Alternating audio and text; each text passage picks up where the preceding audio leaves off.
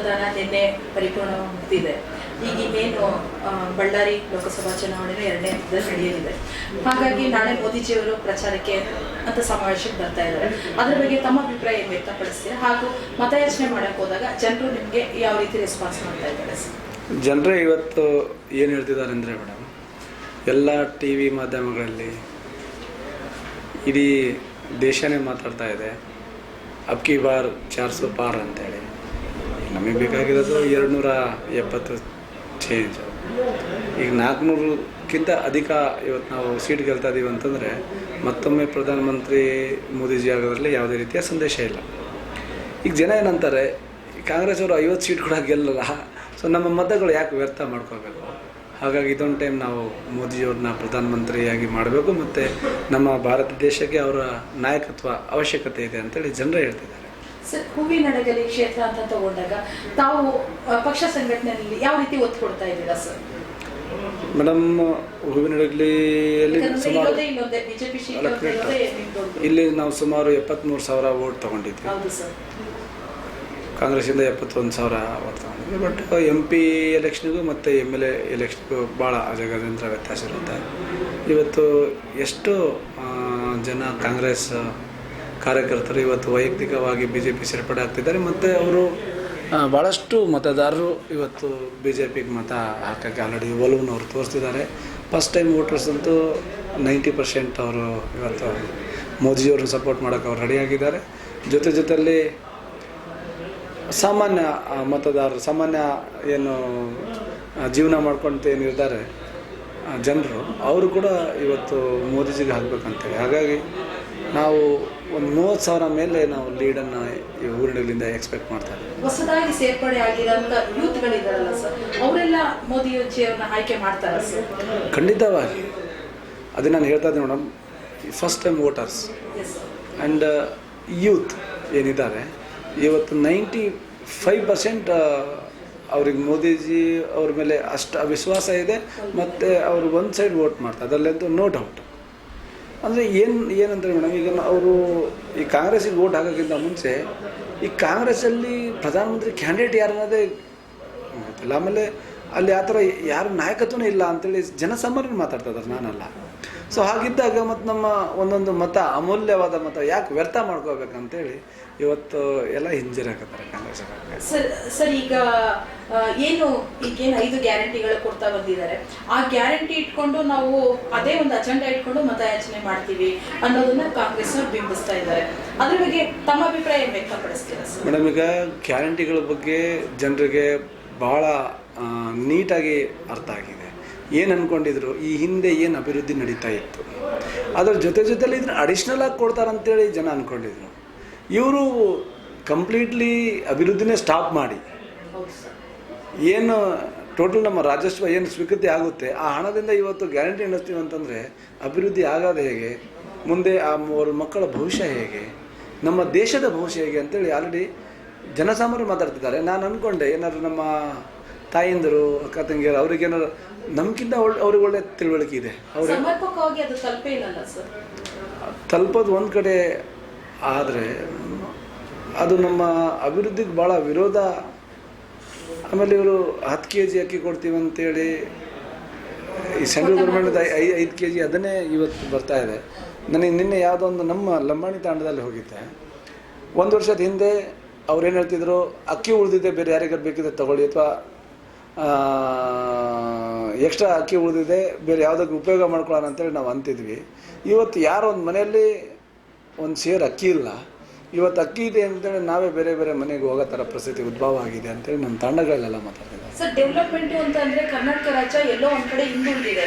SC/ST ಅನುದಾನಗಳನ್ನ 11,000 ಕೋಟಿ ಅನುದಾನನ ಈ ಬೇರೆ ಬೇರೆ ಒಂದು ಬಳಕೆಗೆ ಬಳಸ್ತಾ ಇದ್ದಾರಲ್ಲ, ಅದ್ರ ಬಗ್ಗೆ ತಾವೇನು ಹೇಳ್ತೀರಾ ಸರ್? ನೋಡಿ ಮೇಡಮ್, ನಾನು SC/ST ಕಮಿಟಿ ನಾನು ಸದಸ್ಯ.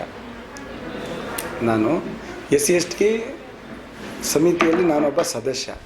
ಆ ಸಮಿತಿಯಲ್ಲಿ ನಾವು SCP-TSP ಆ್ಯಕ್ಟ್ ಏನು ಹೇಳುತ್ತೆ, ನೇರವಾಗಿ ನಮ್ಮ SC/ST ಜನರನ್ನು ಅಪ್ಲಿಟ್ ಮಾಡೋಕ್ಕಂತೇಳಿ ರಿಸರ್ವ್ ಮಾಡಿಟ್ಟಿರೋದು ಹಣ. ಆ ಹಣದಿಂದ ನಾಳೆ ಈ ಹಿಂದೆ JGM ಬಳಕೆ ಮಾಡ್ತಿದ್ದಾರೆ, ಕರೆಂಟ್ ಎಲೆಕ್ಟ್ರಿಸಿಟಿಯಲ್ಲಿ ಬಳಕೆ ಮಾಡ್ತಿದ್ದಾರೆ. ಈ ಹಿಂದೆ ಅದನ್ನೇ ನಾವು ವಿರೋಧ ಮಾಡಿದ್ವಿ. ಯಾಕೆ JJM SC/ST ನೀರು ಕೊಡಿಯಲ್ವಾ ಅಂತೇಳಿ, ಜನರಲ್ ಪ್ರೋಗ್ರಾಮಿಗೆ ಜನರಲ್ ದುಡ್ಡು ಕೊಡಿ ಅಂತೇಳಿ ನಾವು ವಿರೋಧ ಮಾಡಿದವರು. ಇವತ್ತು ಹೋದ ವರ್ಷ 11,000 ಕೋಟಿ, ಈ ವರ್ಷ 14,000 ಕೋಟಿ. ಸೊ ನಿಯರ್ ಅಬೌಟ್ 25,000 crore ಇವರು ಗ್ಯಾರಂಟಿಗೆ ಅಂತ ತೆಗೆದಿಟ್ಟಿದ್ದಾರೆ. ಸೊ ಇದು ಒಂಥರ SC/STಗಳಿಗೆ ಅನ್ಯಾಯ ಅಲ್ವಾ? ಸೊ ಇದು ಡೈರೆಕ್ಟ್ಲಿ SC/STಗಳ ಅನ್ಯಾಯ. ಡೈರೆಕ್ಟ್ SC/ST ಅವರ ಏನದು ಅನ್ನವನ್ನು ಕಿತ್ತಿ ಇವತ್ತು ಇದೇನು ದುರುದ್ದೇಶದಿಂದ ಏನು ಇವರು ಇವತ್ತು ಆ ಸೀಟ್ ಬೇಕಂತೇಳಿ ಆ ಸೀಟಿಗೆ ಕೂತಿದ್ದಾರೆ. ಅದ್ರಿಗೋಸ್ಕರ ನಮ್ಮ SC/ST ಅವರ ಅನ್ನವನ್ನು ಇವತ್ತು ಕಿತ್ತಿ ಈ ಗ್ಯಾರಂಟಿಗಳಿಗೆ ಬಳಸೋ ಥರ ಕೆಲಸವನ್ನು ಮಾಡ್ತಿದ್ದಾರೆ. ಸರ್, ಈಗೇನು 2014 ಅಂತ ತಗೊಂಡಾಗ ಸೇಮ್ ಇದೇ ರೀತಿಯಲ್ಲೇ ಕಾಂಗ್ರೆಸ್ ಬೆಂಬಲನೇ ಜಾಸ್ತಿ ಇತ್ತು ಬಳ್ಳಾರಿ ಜಿಲ್ಲೆ ಅಂತ ತಗೊಂಡಾಗ. ಈಗಲೂ ಅದೇ ರೀತಿಯಲ್ಲಿದೆ ಅಂದ್ರೂ ಅದೇ ಶ್ರೀರಾಮುಲವರೇ ಈಗ ಸ್ಪರ್ಧೆ ಮಾಡ್ತಾ ಇದ್ದಾರೆ. ಮೇಡಮ್, ತಾವು ನೋಡಿ, ಕಡಿಮೆ ಅಂದು 2 ರಿಂದ 3 ಲಕ್ಷ ಅಧಿಕ ಮತದಿಂದ ಇವತ್ತು ಶ್ರೀರಾಮ್ ಸಾಗರ್ ಗೆಲ್ತಾರೆ. ನಮ್ಮ ವೋಟರ್ಸ್ ಕಾಯ್ದಿದ್ದಾರೆ ಮೇಡಮ್. ಏನೋ ಅಭಿವೃದ್ಧಿ ಜೊತೆಯಲ್ಲಿ ಈ ಥರ ಗ್ಯಾರಂಟಿಗಳು ಸಿಗ್ತಾ ಬಂದಾಗ ನಮ್ಮ ವೈಯಕ್ತಿಕ ಜೀವನದಲ್ಲಿ ಏನೋ ಒಂದು ಅನುಕೂಲ ಆಗ್ಬೋದು ಅಂತೇಳಿ ಜನರು ಹೋಗಿ ವೋಟ್ ಹಾಕಿದರು. ಒನ್ ಟೈಮ್ ನೋಡೋಣ ಅಂತ. ಈಗ ಜನರು ಕಾಯ್ತಿದ್ದಾರೆ, ಯಾವಾಗ ಮತ ಚಲಾವಣೆಗೆ ಯಾವಾಗ ಎಲೆಕ್ಷನ್ ಬಂದಿತ್ತು, ಯಾವಾಗ ಅದನ್ನು ನಾವು ತೋರಿಸಿದ್ದೀವಿ ಅಂತೇಳಿ. ಸೊ ಆ ರೀತಿ ಇವತ್ತು ಬೆಳವಣಿಗೆ ಕಂಡು ಬರ್ತಾ ಇದ್ದಾವೆ. ಕಾಂಗ್ರೆಸ್ನವರು ಬಿಂಬಿಸ್ತಾ ಇದ್ದಾರಲ್ಲ ಸರ್, ಮೋದಿಜಿಯವರು ಚೊಂಬು ಕೊಟ್ಟರು ಅಂತ, ಅದನ್ನು ಯಾವ ರೀತಿ ಸಮರ್ಥನೆ ಮಾಡ್ಕೋತೀರಾ ಸರ್ ತಾವು? ಮೇಡಮ್, ತಾವು 10 ವರ್ಷದ ಹಿಂದೆ ಹೋಗಿ, ಭಾಳ 10 ವರ್ಷದ ಹಿಂದೆ ಹೋಗಿ, ಅಂದಿನ ನಮ್ಮ ಪ್ರಧಾನಮಂತ್ರಿಯವರು ಬೇರೆ ದೇಶದಾಗ ಹೋಗಿ ಅಲ್ಲಿ ಆ ದೇಶದ ಯಾರೋ ರಾಜನೋ ಅಧ್ಯಕ್ಷನೋ ಪ್ರಧಾನಮಂತ್ರಿ ಜೊತೆ ಕೂತ್ಕೊಂಡು ಮಾತುಕತೆ ಮಾಡಿದ ತಕ್ಷಣ ಟಿ ವಿಗಳಲ್ಲಿ ಮತ್ತು ಪೇಪರಲ್ಲಿ ಹೆಡ್ಲೈನ್ ಬರ್ತಿತ್ತು, ನಮ್ಮ ದೇಶದ ಪ್ರಧಾನಮಂತ್ರಿಯವರು ಆ ದೇಶದ ರಾಜ್ಯರವ್ರ ಜೊತೆ ಸೇರಿ ಭಾರತ ದೇಶಕ್ಕೆ ಇಷ್ಟು ಬಿಲಿಯನ್ ನೆರವು ನೀಡಲು ಅವರು ಒಪ್ಪಿದ್ರು ಅಂತ. ಅದು ನಮ್ಮ ಹೆಮ್ಮೆ ಅಂತೇಳಿ ತಿಳ್ಕೊತಿದ್ವಿ 10 ವರ್ಷದ ಹಿಂದೆ. ನಾವು ಸಾಲ ಕೇಳ್ತಿದ್ವಲ್ವ, ಆ ಸಾಲನ ಅಂದಿನ ಕಾಂಗ್ರೆಸ್ ಅವರು ಅವ್ರದ್ದು ಸಾಧನೆ ಆಗಿತ್ತು. ನಮ್ಮ ಪ್ರಧಾನಮಂತ್ರಿ ಆ ದೇಶಕ್ಕೆ ಹೋಗಿ ಇಷ್ಟು ಬಿಲಿಯನ್ ಸಾಲ ತೊಗೊಂಬಂದರು ನಮ್ಮ ದೇಶಕ್ಕೆ ಅಂತೇಳಿ.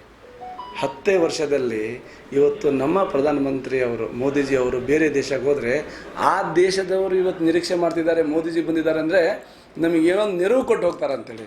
ಇದಕ್ಕಿಂತ ಇನ್ನು ದೊಡ್ಡ ಬದಲಾವಣೆ ಬೇಕಾ ಮೇಡಮ್? ಅದೇ ಚೊಂಬನ್ನೇ ಅಕ್ಷಯ ಪಾತ್ರೆಯಾಗಿ ಫುಲ್ಫಿಲ್ ಮಾಡಿದ್ದಾರೆ ಅಂತೇಳಿ ನಮ್ಮ ದೇವೇಗೌಡರಜಿ ಹೇಳಿದರು. ಇಷ್ಟೇ, ನಾನು ಜಾಸ್ತಿ ಹೇಳಲ್ಲ. ಇವತ್ತು ಇಡೀ ರಾಷ್ಟ್ರ ಇವತ್ತು ಮೋದಿಜಿಯವ್ರನ್ನ ಒಪ್ಪಿ, ಈ ಹಿಂದೆ ಇತಿಹಾಸದಲ್ಲಿ ಅಷ್ಟು ಸೀಟು ಬರಲ್ಲ, ಅಷ್ಟು ಸೀಟು ಬರುತ್ತೆ ಅಂತೇಳಿ ತಾವು ಟಿ ವಿ ಮಾಧ್ಯಮಗಳು ತೋರಿಸಿದ್ದಾರೆ ಅಂತಂದರೆ ಅಲ್ವಾ? 400ಕ್ಕಿಂತ ಅಧಿಕ 10, 20, 30, 40, 50 ಸೀಟ್ ಕಡಿಮೆ ಆದರೂ ಕೂಡ 350 ಸೀಟ್ ಬಂದರೂ ಕೂಡ ಮೋದಿಜಿಯವರ ಪ್ರಧಾನಮಂತ್ರಿ ತಪ್ಪಿಸೋಕ್ಕೆ ಯಾರಿಂದ ಸಾಧ್ಯ ಇಲ್ಲ. ಇವತ್ತು ಇಡೀ ರಾಷ್ಟ್ರ ನಿಂತಿದೆ ಅವ್ರ ಜೊತೆಯಲ್ಲಿ. ಈಗ ನಾಳೆ ವಿಜಯನಗರ ಜಿಲ್ಲೆಗೆ, ಬಳ್ಳಾರಿ ಜಿಲ್ಲೆಗೆ ನಾಳೆ ಮೋದಿಜಿಯವರು ಬರುವಂತವರಿದ್ದಾರೆ. ತಾವು ಯಾವ್ಯಾವ ರೀತಿ ರೂಪುರೇಷೆಗಳ ಸಿದ್ಧತೆಗಳು ಮಾಡ್ಕೊಂಡಿದ್ದಾರೆ? ಆ ಥರ ಏನಿಲ್ಲ, ನಮ್ಮ ಕಾರ್ಯಕರ್ತರು ಯಾರ್ಯಾರು ಹೋಗ್ಬೇಕಂತೇಳಿ ರೆಡಿ ಆಗ್ತಿದ್ದಾರೆ. ನಾಳೆ ಮೋದಿಜಿಯವರು ಬರ್ತಿದ್ದಾರೆ ಅಂದರೆ ನಮ್ಮ ಭಾರತೀಯ ಜನತಾ ಪಕ್ಷದ ಎಲ್ಲ ಕಾರ್ಯಕರ್ತರ ಹಬ್ಬ. ಸೊ ಈಗಿಂದಲೇ ನಮ್ಮ ಕಾರ್ಯಕರ್ತರು ರೆಡಿ ಆಗ್ತಿದ್ದಾರೆ ನಾಳೆ ಹೋಗ್ಲಿಕ್ಕೆ ಅಂತೇಳಿ. ಹೊಸ ಬಟ್ಟೆ ಇಸ್ತ್ರಿ ಮಾಡಿಕೊಂಡು ಅಷ್ಟು ಉಲ್ಲಾಸದಿಂದ ಇದ್ದಾರೆ ನಮ್ಮ ಕಾರ್ಯಕರ್ತರು. ಸರ್, ಈಗ JDS ಮತ್ತೆ BJP ಮೈತ್ರಿ ಆಗಿದೆ. ಯಾಕಂದರೆ ಹಾಗೆ ಬೊಮ್ಮನಹಳ್ಳಿ ಅಂತ ತಗೊಂಡಾಗ ಅದೇ ನೇಮಿರಾಜ್ ನಾಯಕ್ ಅವರು ಏನು BJP-ನಲ್ಲಿದ್ದರು JDS ಇಂದ ಸ್ಪರ್ಧೆ ಮಾಡಿ ಶಾಸಕರಾಗಿದ್ದು. NDA ಪಕ್ಷ ಅಂತಂದ್ರೆ ಎಲ್ಲರೂ ಕೈ ಜೋಡಿಸಿ ನಾಳೆ ಅಲ್ಲಿ ಸೇರುವಂಥದ್ದು ಇದೆಯಾ ಸರ್? ಇವತ್ತು ನಮ್ಮ ಪುತ್ರೇಶ್ ಅವರು ನಮ್ಮ JDS ಇಲ್ಲಿ ಕ್ಯಾಂಡಿಡೇಟ್ ಹಿಂದೆ ಇವತ್ತು ನಮ್ಮ ಜೊತೆ ಸೇರಿಕೊಂಡು ನಿರಂತರವಾಗಿ ಹಗಲು ರಾತ್ರಿ ನಾವು ಹೇಗೆ BJPಯವರು ದುಡಿತಿದ್ದಾರೋ ನಮಗಿಂತ ಹೆಚ್ಚಿನ ಸಮಯವನ್ನು ಇವರು ಪರಿಶ್ರಮ ಮತ್ತು ಸಮಯವನ್ನು ಕೊಟ್ಟು ಇವರು ಕೂಡ ದುಡಿದಿದ್ದಾರೆ. ಇವತ್ತು JDS ಮತ್ತು BJP ಏನು ಇವತ್ತು ಒಂದಾಗಿದ್ದೀವಿ, ನಮ್ಮ ಬಲ ಇನ್ನೂ ಹೆಚ್ಚಾಗಿದೆ. ಸರ್, ಈಗೇನು ಮತದಾನ ಅಂತಂದರೆ ಪ್ರಜಾಪ್ರಭುತ್ವದ ಹಬ್ಬ, ಮತದಾನದ ಬಗ್ಗೆ ನಮ್ಮ ವಾಹಿನಿಯ ಪರವಾಗಿ ಏನೊಂದು ಜಾಗೃತಿ ಮೂಡಿಸ್ತೀರಾ ಸರ್? ಪ್ರಜಾಪ್ರಭುತ್ವ ವ್ಯವಸ್ಥೆಯಲ್ಲಿ ಪ್ರಜೆಗಳೇ ನಿರ್ಣಾಯಕರು. ಪ್ರಜೆಗಳೇ ಈ ಹಿಂದೆ ರಾಜರ ಕಾಲದಲ್ಲಿ ರಾಜ ಆದಮೇಲೆ ಅವನ ಮಗ ಯುವರಾಜ ರಾಜ ಆಗ್ತಿದ್ದ, ಮಗ ರಾಜ ಆಗ್ತಿದ್ದ. ಇದನ್ನೆಲ್ಲ ಹೋಗಲಾಡಿಸಿ ನಮ್ಮ ಡಾಕ್ಟರ್ BR ಅಂಬೇಡ್ಕರ್ ಅವರು ಪ್ರಜೆಗಳ ಕೈಯಲ್ಲಿ ನಿಮ್ಮ ಪ್ರಜಾ ಪ್ರತಿನಿಧಿ ಯಾರು ಇರ್ಬೇಕಂತೇಳಿ ಅವ್ರಿಗೆ ಅಧಿಕಾರ ಕೊಟ್ಟಿದ್ದಾರೆ. ಯಾರು ಕೂಡ ತಪ್ಪದೆ ತಮ್ಮ ಮತ ಚಲಾಯಿಸಿ ತಮಗೆ ಯಾರು ತಮ್ಮ ಪ್ರತಿನಿಧಿ ಆಗಬೇಕಂತೇಳಿ ತಾವು ಆಯ್ಕೆ ಮಾಡ್ಕೊಳ್ಳೋದು ತಮಗೆಲ್ಲರಿಗೂ ವಿನಂತಿ. JDS ಹಾಗೂ ಬಿಜೆಪಿ NDA ಮೈತ್ರಿಕೂಟದಿಂದ ಏನು ಲೋಕಸಭಾ ಚುನಾವಣೆ ಎದುರಿಸ್ತಾ ಇದ್ದೀರಾ, ನಾಳೆ ಮೋದಿಜಿಯವರು ಬರುವಂಥದ್ದಿದೆ, ಯಾವ ರೀತಿ ಸಿದ್ಧತೆಗಳು ಮಾಡ್ಕೊಂಡಿದ್ದೀರಾ ಸರ್?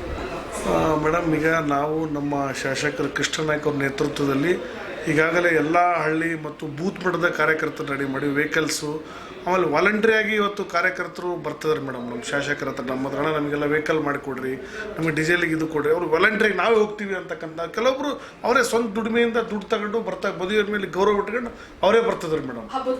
ಅಷ್ಟು ಖಂಡಿತ ಹಬ್ಬದ ವಾತಾವರಣ ಸೃಷ್ಟಿಯಾಗಿದೆ. ಮತ್ತು ಹಡಗಲಿಂದ ನಾವು ಒಂದು ಕನಿಷ್ಠ ನಮ್ಮ ಶಾಸಕರ ನೇತೃತ್ವದಲ್ಲಿ NDA ಅಭ್ಯರ್ಥಿ ಆಗಿರ್ತಕ್ಕಂಥ ರಾಮುಲು ಸಾಹೇಬರಿಗೆ ಒಂದು 34,000 ಲೀಡ್ ಕೊಡಬೇಕು ಅಂತ ನಿರೀಕ್ಷೆಯಲ್ಲಿ ನಾವು ಅದಕ್ಕೂ ಹೋರಾಟ ಕೂಡ ಮಾಡ್ತಾಯಿದ್ದೀವಿ ಮೇಡಮ್. ಬಟ್ ಒಳ್ಳೆ ರೆಸ್ಪಾನ್ಸ್ ಇದೆ ಜನರಿಂದ. ಇದು ಯಾವುದೇ ಒಂದು ಪಂಚಾಯತಿ ಚುನಾವಣೆ ಅಲ್ಲ, ಇದು ದೇಶಕ್ಕೋಸ್ಕರ ನಡೀತಕ್ಕಂಥ ಚುನಾವಣೆ. ಈ ಸತಿ ನಾವು ಮೋದಿಗೆ ಓಟ್ ಕೊಡಲೇಬೇಕು, ಯಾಕಂದ್ರೆ ದೇಶ ಕಾಯಕ್ಕೆ ಮೋದಿ ಅನಿವಾರ್ಯ ಅಂತಂದೇಳಿ ಸಾಮಾನ್ಯ ಜನರು ನಾವೆಲ್ಲ ಹಳ್ಳಿಗಳು ಕ್ಯಾನ್ವಾಸಿಗೆ ಹೋದಾಗ ಕ್ಯಾಂಪೇನಿಗೆ ಹೋದಾಗ ಅವರು ನಮ್ಮ ಶಾಸಕರು ನಮಗೆ ಹೇಳ್ತಾರೆ ಮೇಡಮ್. ಸರ್, ಈಗಿನ ಸ್ಥಿತಿನಲ್ಲಿ ದೇವೇಗೌಡರಿಗೆ ಓಡಾಡಕ್ಕೂ ಆಗ್ತಾ ಇಲ್ಲ, ಅಂಥದ್ರಲ್ಲಿ ಏನು ಅಭ್ಯರ್ಥಿಗಳ ಪರವಾಗಿ ಮಾತಾಡ್ತಾ ಇದ್ದಾರೆ, ಮತ್ತೆ ವೇದಿಕೆಗಳನ್ನ ಹಂಚ್ಕೊತಾ ಇದ್ದಾರೆ ಮೋದಿಜಿ ಅವ್ರ ಜೊತೆ. ಹಾಸನ ಇರ್ಬೋದು, ಮೈಸೂರು ಇರ್ಬೋದು, ತುಮಕೂರು ಇರ್ಬೋದು, ಬೇರೆ ಬೇರೆ ಕಡೆ ಎಲ್ಲನೂ ವೇದಿಕೆ ಹಂಚ್ಕೊತಾ ಇದ್ದಾರೆ. ದೇವೇಗೌಡರ ಬಗ್ಗೆ ಈ ಸಂದರ್ಭದಲ್ಲಿ ಏನ್ ಹೇಳಕ್ ಬಯಸ್ತೀರಾ ಸರ್? ಯಾಕಂತಾರೆ ಹಿರಿಯರು, ಅವ್ರ ಮಾರ್ಗದರ್ಶನ ಮೋದಿಜಿ ಅವ್ರು ತಗೋತಾ ಇದ್ದಾರೆ. ದೇವೇಗೌಡರು ಮೇಡಮ್ ಅವರು ದೊಡ್ಡ ಶಕ್ತಿ. ಅವರು ನಿಜವಾಗ್ಲೂ ಅವ್ರ ಹೋರಾಟ, ಅವ್ರು ಮಾತಾಡೋದು ನಮಗೆ ರೋಮಾಂಚನ ಆಗುತ್ತೆ. ಎಷ್ಟೋ ನಾವು ಪ್ರೆಸ್ ಮೀಟಲ್ಲಿ ಕುಂತಾಗ ಅವ್ರ ಜೊತೆಗೆ ನಮಗೆ ರೋಮಾಂಚನ ಕೂದಲುಗಳೆಲ್ಲ ನಿಗಿರ್ತವೆ. ಅಷ್ಟು ಒಂದು ಹೋರಾಟ, ಅಷ್ಟು ಕಾಳಜಿ. ಇನ್ನೂ ಇಡೀ ವಯಸ್ಸಿನಲ್ಲಿ ಇನ್ನೂ ವಯಸ್ಸಿಗೆ ಸಿದ್ದಿದ್ರೆ ಇವತ್ತು ನಮ್ಮದು JDS ಪಾರ್ಟಿ ಯಾರು ಟಚ್ ಮಾಡೋಕ್ಕಾಗ್ತಾ ಇರಲಿಲ್ಲ. ಅವ್ರಿಗೆ ವಯಸ್ಸಾಗಿರೋದೇ ನಮಗೆ ಒಂಥರ ಬೇಜಾರ, ಹಿನ್ನಡೆ ಆಗ್ತತಿ. ಬಟ್ ಅದು ಪ್ರಕೃತಿ ನೇಮ, ಅದಕ್ಕೆಲ್ಲ ನಾವು ಇದು ಮಾಡಲೇಬೇಕು. ಅಪ್ಪಾಜಿ ದೇವೇಗೌಡರು ಖಂಡಿತ ಈ ದೇಶ ರಾಷ್ಟ್ರ ಕಂಡಂಥ ಅದ್ಭುತ ರಾಜಕಾರಣಿ. ಆಮೇಲೆ ಎಲ್ಲ ಸಮಾಜಕ್ಕೆ ನ್ಯಾಯ ಕೊಟ್ಟಿರ್ತಕ್ಕಂಥವ್ರು. ಆಮೇಲೆ ಈಗ ಕರ್ನಾಟಕದಲ್ಲಿ ವೈಯಕ್ತಿಕವಾಗಿ DK ಶಿವಕುಮಾರ್ ಮತ್ತು ಸಿದ್ದರಾಮಯ್ಯ ನಮ್ಮ ಪಾರ್ಟಿ ಟಾರ್ಗೆಟ್ ಮಾಡ್ತಿದ್ರು ಮೇಡಮ್. JDS ಕತೆ ಮುಗಿಸ್ಬಿಡ್ಬೇಕಂತಂದೇಳಿ ಅದಕ್ಕೆ ನಮ್ಮವರು ಒಂದು ನಿರ್ಧಾರ ಮಾಡಿ ಇವತ್ತು ನರೇಂದ್ರ ಮೋದಿಜಿ ಮತ್ತು ಅಮಿತ್ ಶಾ ಅವರು, ನಡ್ಡಾ ಅವರು ಎಲ್ಲ ಸೇರ್ಕೊಂಡು ಒಂದು ಹೊಂದಾಣಿಕೆ ಮಾಡಿದ್ದಾರೆ ಮೇಡಮ್. 100% ಅದರ ಸಕ್ಸಸ್ ಆಗ್ತೀವಿ, ಅದರಲ್ಲಿ ಯಾವುದೇ ಡೌಟ್ ಬೇಡ ಮೇಡಮ್. ಈ ದುರಾಡಳಿತ, ವೈಯಕ್ತಿಕ ದ್ವೇಷದ ರಾಜಕಾರಣ, DK ಶಿವಕುಮಾರ್ ಹಣದ ಹಾಮು ಮತ್ತು ಸಿದ್ದರಾಮಯ್ಯ ಸಮಾಜವಾದ ಅಂತ ಹೇಳ್ತಾರೆ, ಇವತ್ತೊಂದು ಕೋಟಿ ರೂಪಾಯಿ ವಾಚ್ ಕಟ್ಕೊಳ್ತಾರೆ. ಇಲ್ಲ ಡೊಂಗಿ ಸಮಾಜವಾದ ತಾನೇ ಇದು. ಅದಕ್ಕೋಸ್ಕರ ನಮ್ಮ ಪಾರ್ಟಿಗೆ ಅನಿವಾರ್ಯ ಇದೆ ಮೇಡಮ್. ನಮ್ಮ ಅಸ್ತಿತ್ವ ಉಳಿಸ್ಕೊಳ್ಬೇಕಂದ್ರೆ ನಾವು BJP ಜೊತೆಗೆ ಹೋಗಿದ್ದೀವಿ. ನಮಗೆ ಅದರ ತೃಪ್ತಿ ಕೂಡ ಇದೆ. ನಮ್ಮನ್ನು ಅವ್ರು ಗೌರವಪೂರ್ವಕ ನಡೆಸ್ಕೊಳ್ತಿದ್ದಾರೆ ಮೇಡಮ್. ದೇವೇಗೌಡ ದೊಡ್ಡ ಶಕ್ತಿ. ಖಂಡಿತ ಅವ್ರು ಇನ್ನೂ ಬದುಕಬೇಕು, ಬಾಳಬೇಕಂತ ಭಗವಂತನಲ್ಲಿ ಪ್ರಾರ್ಥನೆ ಮಾಡ್ತೀವಿ. ಸರ್, ಕರ್ನಾಟಕದಲ್ಲಿ ಟೋಟಲ್ ಆಗಿ 28 ಲೋಕಸಭಾ ಅಭ್ಯರ್ಥಿಗಳಲ್ಲಿ ಎಷ್ಟು ಸೀಟ್ ಗೆಲ್ಲಬಹುದು ಸರ್? ಇಲ್ಲ ಮೇಡಮ್, ನಮ್ಮ ಪಕ್ಷದ ಹೈಕಮಾಂಡು, ನಮ್ಮ BJP ಪಕ್ಷ JDS, ನಾವು 3 ಕ್ಷೇತ್ರ ಮತ್ತು ಅವ್ರು 27, ಟೋಟಲ್ 28 ಗೆಲ್ಲಬೇಕಂತ ನಿರೀಕ್ಷೆ ಇದೆ. 100% ಒಂದು 26-27 ಗೆಲ್ತೀವಿ ಮೇಡಮ್. ಅದ್ರಾಗ ಯಾವುದು ಡೌಟ್ ಇಲ್ಲ. ಯಾಕಂದರೆ ಇದು ನಾವಾಗಲೇ ಹೇಳಿದೆ, ಪಂಚಾಯತಿ ಚುನಾವಣೆ ಅಲ್ಲ, ದೇಶಕ್ಕೋಸ್ಕರ ನಡೀತಕ್ಕಂಥ ಚುನಾವಣೆ. ಮೋದಿಯನ್ನು ನೋಡಿ ಖಂಡಿತ ಜನರು ವೋಟ್ ಮಾಡ್ತಾರೆ, ಅದು ಅವಶ್ಯಕತೆ ಇದೆ, ಅದರಲ್ಲಿ ಯಾವ್ದು ಡೌಟ್ ಬೇಡ ಮೇಡಮ್. ಮತದಾನದ ಬಗ್ಗೆ ಏನು ಹೇಳ್ತೀರಾ ಸರ್? ಇಲ್ಲ, ಖಂಡಿತ ನಮ್ಮ ಕೃಷ್ಣಣ್ಣ ಶಾಸಕರು ಹೇಳಿದರು, ಭಾಳ ಅದ್ಭುತವಾಗಿರ್ತಕ್ಕಂಥ ಮಾತು. ಈ ಹಿಂದೆ ಸಂವಿಧಾನ ಬರೋಕ್ಕಿಂತ ಮುಂಚೆ ಕೆಲವೊಬ್ಬರಿಗೆ ಮತದಾನ ಹಕ್ಕಿತ್ತು ಮೇಡಮ್, ಕೆಲವೊಬ್ಬರಿಗಿತ್ತು. ಅದನ್ನೇ ಬಾಬಾ ಸಾಹೇಬರು ಸಂವಿಧಾನ ಬರೆಯೋದ್ರ ಮುಖಾಂತರವಾಗಿ ನಾನು ನಮ್ಮ ಅಣ್ಣ ಶಾಸಕ ಕೃಷ್ಣಣ್ಣರ ಜೊತೆಗಿಂತ ಭಾಳಷ್ಟು ವೇದಿಕೆಯಲ್ಲಿ ಹೇಳಿದ್ದೀನಿ ನಾನು.